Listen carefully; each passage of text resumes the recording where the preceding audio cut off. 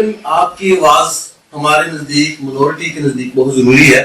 یہ جو آپ نے ایک ایشو سنا ہوگا آج کل کہ پاکستان میں ایڈمٹ کالج کی اینٹوں کا بڑا رولا پڑا ہوا ہے, تو اس کی اینٹیں اکھاڑنے کے چکر میں پی ٹی آئی پڑی ہوئی ہے. وہاں کا جو گورنر ہے اس کے بارے میں آپ کیا کہیں گے؟ وہ جو کالج ہے وہ کرسچن کالج ہے اور وہ چرچ کے اندر ہے اور چرچ نے اس کو بنایا ہے, چرچ نے اس کو سپورٹ کیا ہے.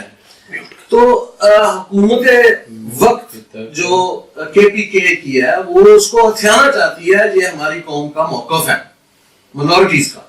تو آپ کیا کہیں گے؟ آپ کا کیا موقف ہے اس کے بارے میں؟ آپ بھی منورٹیز میں ہے, وہ مسیحائی ہم مسیح ہو, ہندو ہو, مسلمان ہو, ایک قوم ہے پاکستانی. ہمارے قائد اعظم محمد علی جناح صاحب نے کہا تھا کہ آپ سب لوگ آزاد ہیں, اپنے مذہبی رسومات ادا کریں, اپنے جو بھی آپ کو سب کو حق حاصل ہے.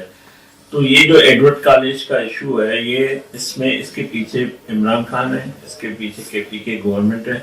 اور یہ انہوں نے جس طرح یہ فیصلہ لیا ہے, حکومت جا کے گئی ہے عدالت میں, تو آپ دیکھ رہے ہیں کہ جو مسیح ہیں, ہندو ہیں, جو بھی اقلیتیں ہیں اور مسلمان بھائی بھی اس کے لیے ہمیں آواز ہے, سب ایک ہیں کہ یہ ایڈورڈ کالج مسیحیوں کی ملکیت ہے, ان کا حق ہے. کہ کسی کو کسی قبضہ مافیا ہے, کسی کو یہ تو نہیں ہوا, یہ تو اس طرح اور بھی کافی پراپرٹیز ہیں. اگر یہ ایڈورڈ کالج چلا گیا تو کل اور بھی چیزیں چلی جائے گی. تو یہ اس کے لیے ہم سب لڑیں گے, پارلیمنٹ کے اندر, پارلیمنٹ کے باہر. مسیح, ہندو, مسلمان ہم سب ایک ہیں. کوئی بھی اس کو اگر کرنے کی کوشش کرے گا, یہ میں نے جہاں تک یہاں لندن میں مجھے کافی مسیح ہمارے بھائی ملے ہیں, ان کو بڑی پریشانی ہے, وہ بڑی بے چینی ہے, احساس بھی ہے اس چیز کا کہ یہ گورنمنٹ کے پی کے کی کیوں اس طرح کر رہی ہے.